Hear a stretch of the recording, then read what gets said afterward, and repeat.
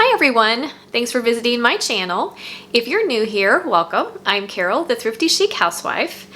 I just want to take a few minutes just to say thank you to all of you who subscribe, like and share my videos, and leave sweet comments. You guys are really great and I just appreciate you so very much. So I just wanted to say that up front. If you're not a subscriber, I would love it if you would subscribe to my channel, like and share my videos, follow me on social media. I've left all of the information for you in the description box below. So today we're going to be making that delicious chocolate and coconut cake that I've been teasing you about. For those of you who do follow me on social media and even here on YouTube, I think in the community section I did leave a little teaser about this as an upcoming video for this cake, and I've gotten a lot of good response feedback from you guys saying that you couldn't wait to get your hands on the recipe. So today I'm going to be sharing the recipe. It is a delicious cake. I mean, there's nothing better than chocolate and coconut. And for spring, I think it's really, because it's so pretty, it's got a white cream cheese frosting to it with some beautiful coconut on the outside, and perfect for Easter, I think.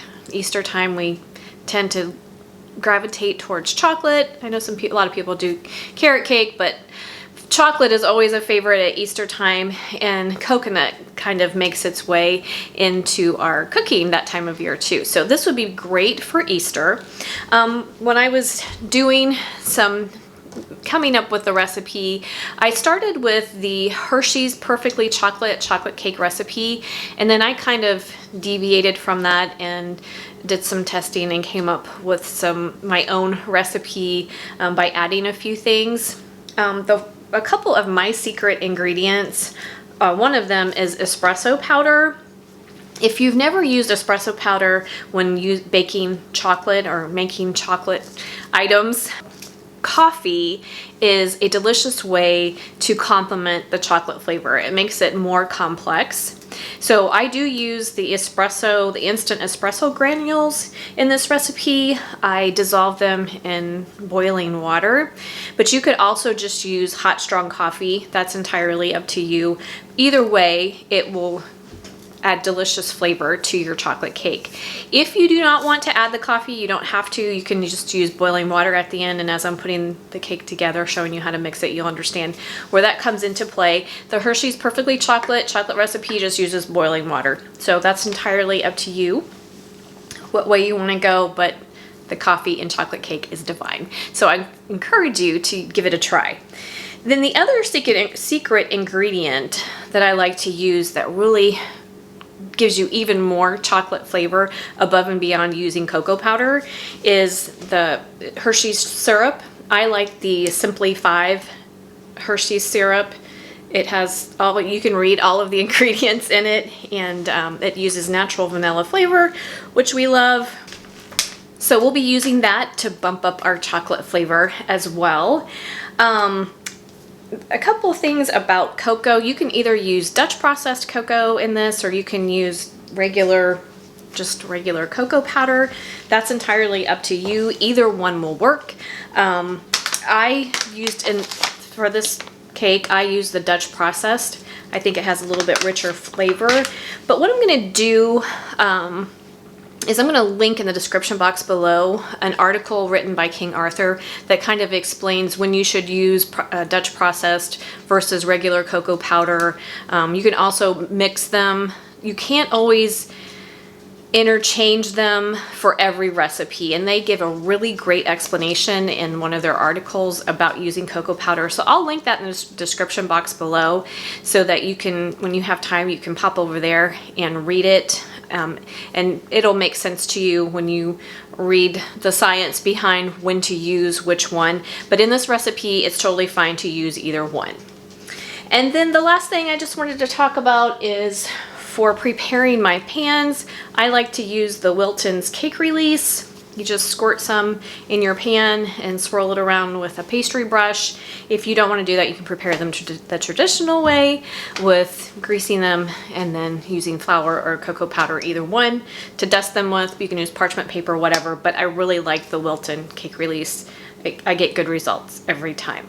So without further ado, I think we should get started. Okay guys, here we go. I went ahead and prepped 3 8-inch round cake pans, and I just like to use the Wilton cake release. You just squirt some of that in and then swirl it around with a pastry brush. If you don't want to use that, you can always grease and flour the traditional way, use parchment paper, whatever you want to do. But that's how I prepared my pans. So we're ready to do up our cake. So in my bowl, I have 1 3/4 cup of all-purpose flour. To that, I just stuck my finger in the chocolate. To that, we are going to add 2 cups of sugar, 3/4 of a cup of cocoa powder. You can use Dutch processed or just regular cocoa powder. That's up to you. Either one will work. 1½ teaspoons of baking powder, 1½ teaspoons of baking soda, and 1 teaspoon of salt. And then we're just gonna put that on our mixer, and we're just gonna mix that together for just a few seconds just to get everything incorporated. Okay, and now we are going to add our wet ingredients. So we are going to add 3/4 of a cup of milk. I recommend you use whole milk, but that's up to you. We're going to add 3 whole eggs. We're going to add 1/2 cup of Hershey's syrup. Give it really nice deep chocolate flavor.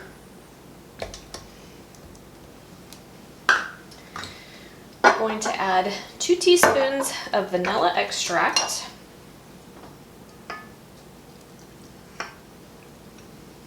And then we also need 1/2 cup of vegetable oil to keep our cake nice and moist.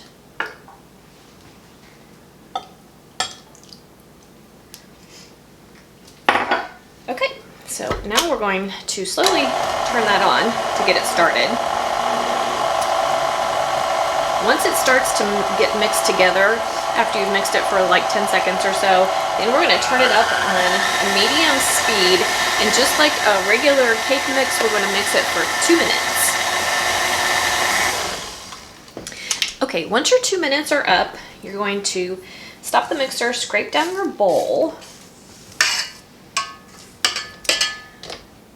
and then we are going to add a secret ingredient.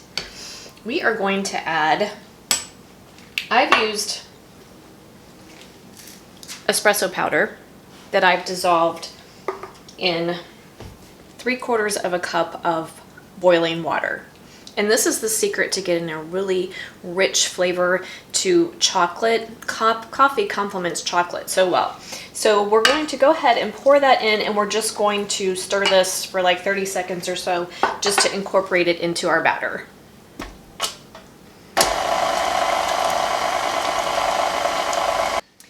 Okay, once it's all mixed into your batter, we're going to divide the batter evenly between our 3 pans, and it will be thin. It kind of wants to stick to the bottom, so I always use my spatula and kind of help it not stick to the bottom.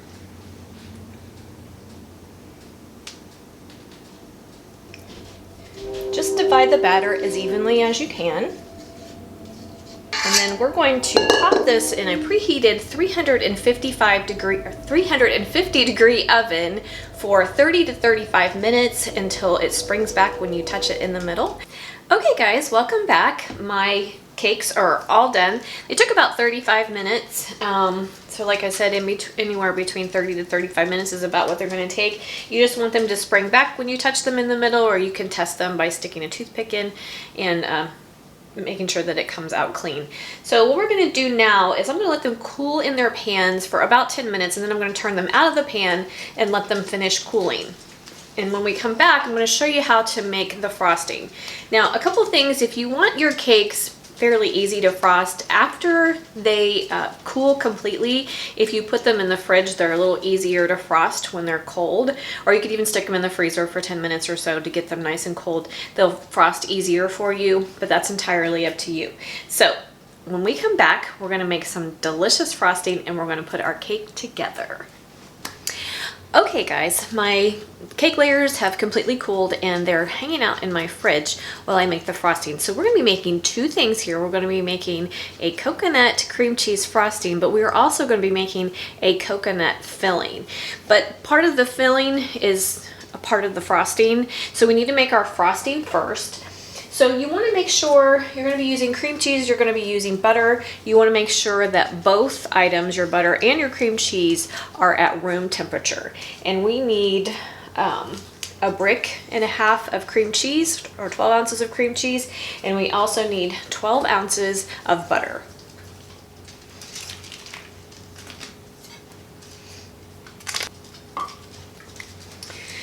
Okay, so I have both my butter and my cream cheese in my mixing bowl, and then we're also going to add about a tablespoon of coconut extract. Now we don't want any imitation flavors here, or at least I don't. I guess it's up to you if you do.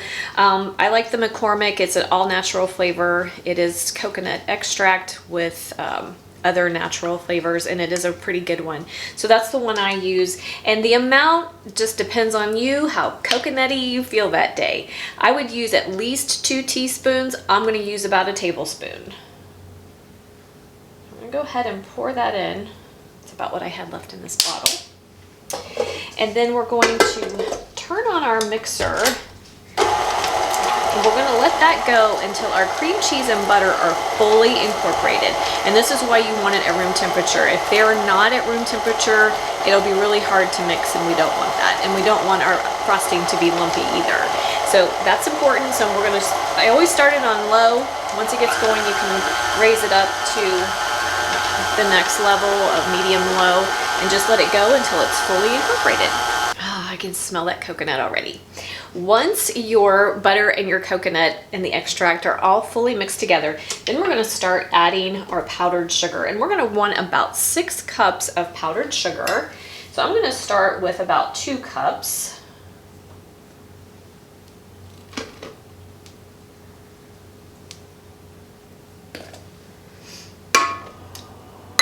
And go ahead and turn that on. Let that get going, let that get almost fully incorporated, and then I'll add 2 more cups.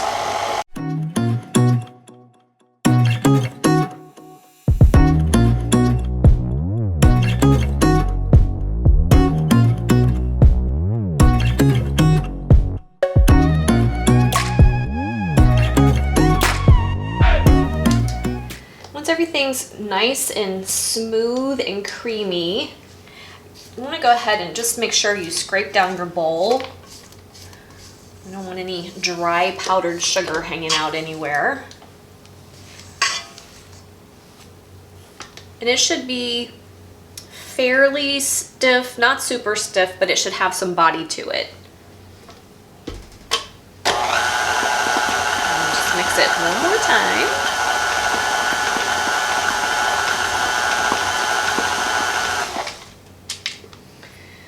Okay, so we're done with that. So I'm going to scrape my beater off, because the next thing we need to do is we need to whip up some real whipping cream.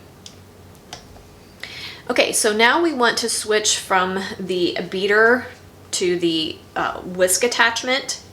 And what we're going to do is we are going to take 1 cup or 8 ounces of heavy whipping cream.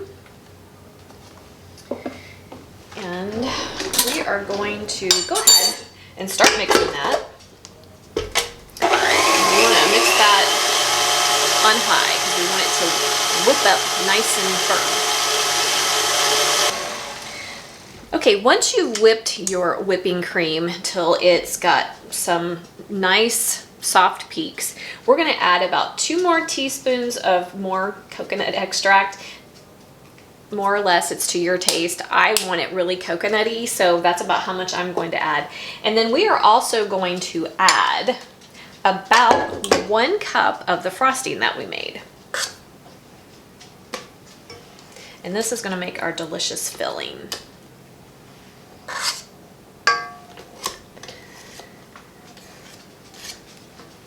And then we're going to turn it back on high, and we're going to mix it until stiff peaks form. guys, we are all ready to assemble our cake. So what I do when I put my cake layers in the refrigerator, I always make sure they're wrapped in plastic wrap. That'll keep them from drying out. Sorry, I readjusted you a little bit so you can see a little bit better. So we're going to take one of our layers.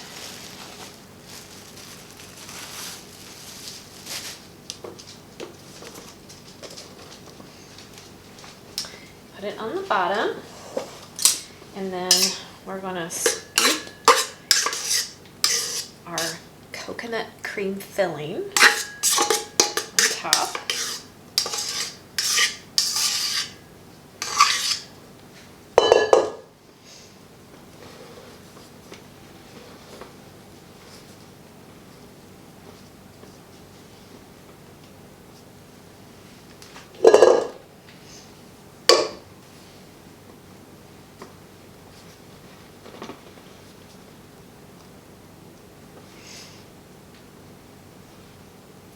If your cake fell a little bit in the middle, no worries, just fill it in with some coconut cream, just makes more room for that.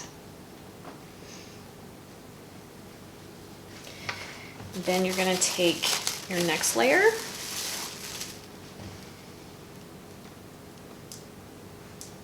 Put it on top. And more coconut cream. Try not to get too close to the edge with your coconut cream. We want to kind of keep it in the middle of our cake.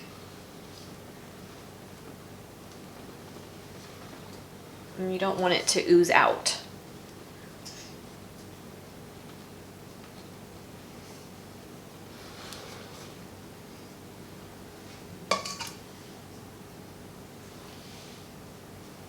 So good. Okay, so now we need to add our third layer.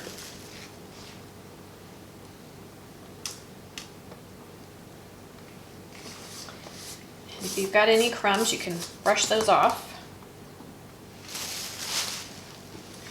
I'm gonna wipe off my spatula. I'm gonna start with a clean spatula.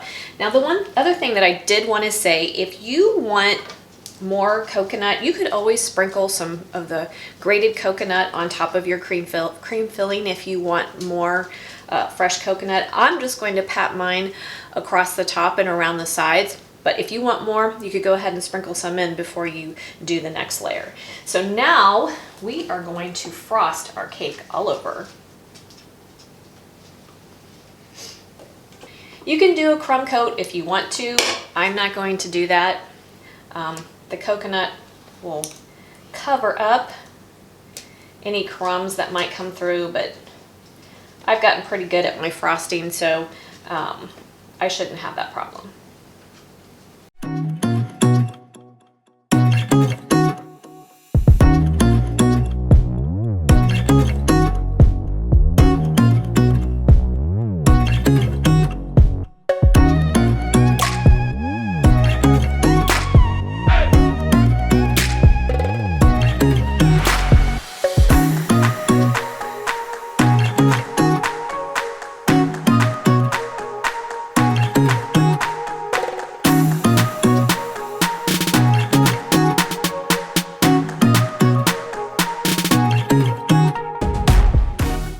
Okay, that looks pretty good.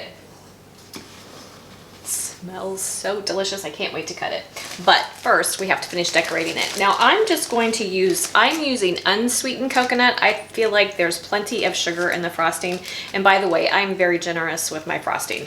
So the recipe we made, I have just a little bit left, but I always like to make plenty. There's nothing that frustrates me more than trying to frost a cake without enough frosting. So I'm very generous.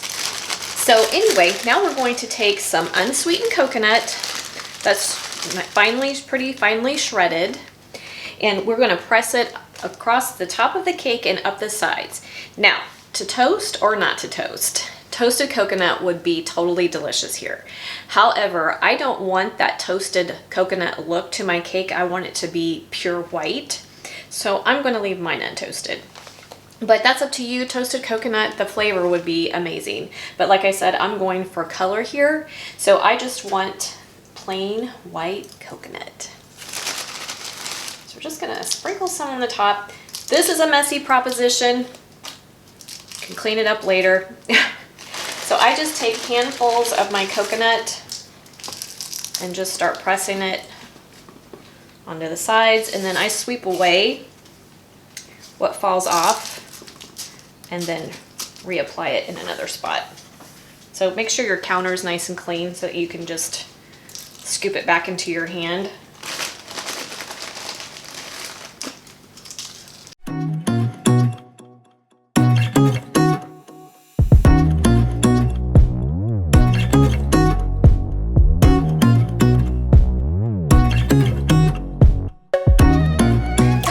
That's pretty good. I've got a nice layer of coconut all around.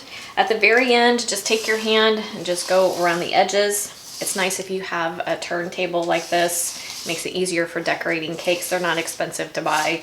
And if you make very many cakes, they make your life a lot easier when it comes to frosting. So I'll just clean it up with my hands, just whisk away what we didn't use.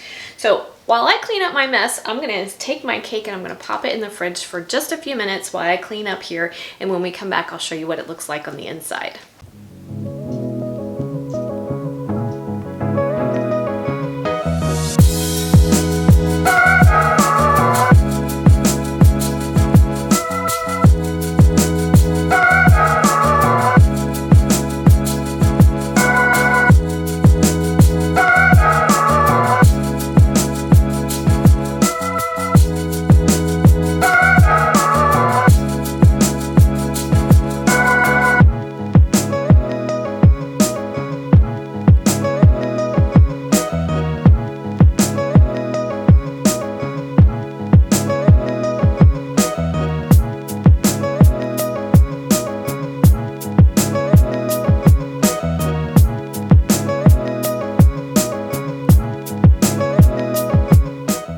Okay guys, we're all done. What do you think? Isn't that a beautiful cake? And it is so delicious. So as I promised, I cut a piece for you so that you could see the inside.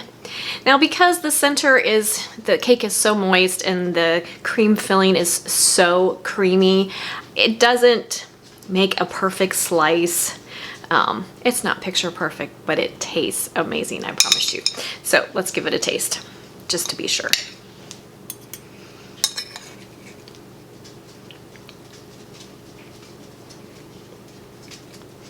That coconut is like a taste bud explosion because of the amount of coconut extract I used.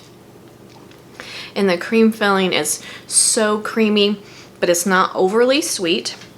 So good. And let's get some of the frosting on top.